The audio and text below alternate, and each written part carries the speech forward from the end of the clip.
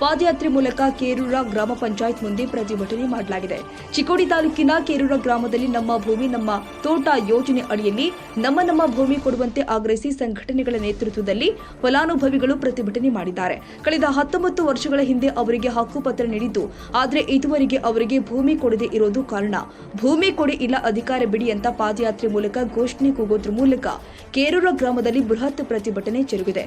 ಚಿಕ್ಕೋಡಿ ತಾಲೂಕು ಪಂಚಾಯತ್ ಕಾರ್ಯನಿರ್ವಾಹಕ ಅಧಿಕಾರಿಗಳು ಕೆಎ ವನ್ನೂರ ಅವರಿಗೆ ಕರ್ನಾಟಕ ಭೀಮ ರಕ್ಷಕ ಸಂಘಟನೆಯಿಂದ ಹಾಗೂ ಗ್ರಾಮಸ್ಥರಿಂದ ಮನವಿ ಕೂಡ ಕೊಡಲಾಗಿದೆ.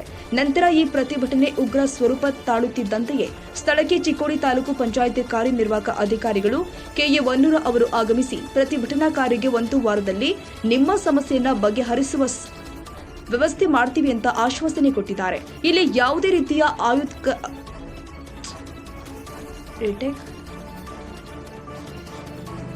ಯಾವುದೇ ರೀತಿಯ ಅಹಿತಕರ ಘಟನೆ ನಡೆಯಬಾರದು ಅಂತ ಪೊಲೀಸ್ ಬಂದೋಬಸ್ತ್ ಕೂಡ ಮಾಡಲಾಗಿತ್ತು. ನಂತರ ವಾಹಿನಿಗಳೊಂದಿಗೆ ಕರ್ನಾಟಕ ಭೀಮ ರಕ್ಷಕ ಸಂಘಟನೆಯ ರಾಜ್ಯ ಅಧ್ಯಕ್ಷರು ಈಶ್ವರ ಗುಡಾಜ್ ಅವರು ಮಾತನಾಡಿ 1 ವಾರದಲ್ಲಿ ಫಲಾನುಭವಿಗಳಿಗೆ ಭೂಮಿ ಕೊಡದೆ ಇದ್ರೆ ಈ ಹೋರಾಟ ಉಗ್ರ ರೂಪ ತಾಳುತ್ತೆ ಅಂತ ಖಡಕ್ ಎಚ್ಚರಿಕೆ ಕೊಟ್ಟಿದ್ದಾರೆ. ಈ ವೇಳೆ ಕರ್ನಾಟಕ ಭೀಮ ರಕ್ಷಕ ಸಂಘಟನೆ ಚಿಕ್ಕೋಡಿ ತಾಲೂಕು ಅಧ್ಯಕ್ಷರು ಆದ ಮಾಯಪ್ಪ ಗಾಂಜೇಗೌಡ, ಭೀಮ ಗರ್ಜನೆ ಯುವರಾಜ್ ಬಣ ಸಂಘಟನೆ ರಾಜ್ಯಾಧ್ಯಕ್ಷರು ಆದ ಯುವರಾಜ್ ಕಾಂಬಳೆ, ಮಂಜುನಾಥ ಪರಗೌಡು, ಕೃಷ್ಣ ಕೆಂಚನವರ್ ಸೇರಿ 100 ಕೇರೂರ ಗ್ರಾಮಸ್ಥರು ಉಪಸ್ಥಿತರಿದ್ದರು.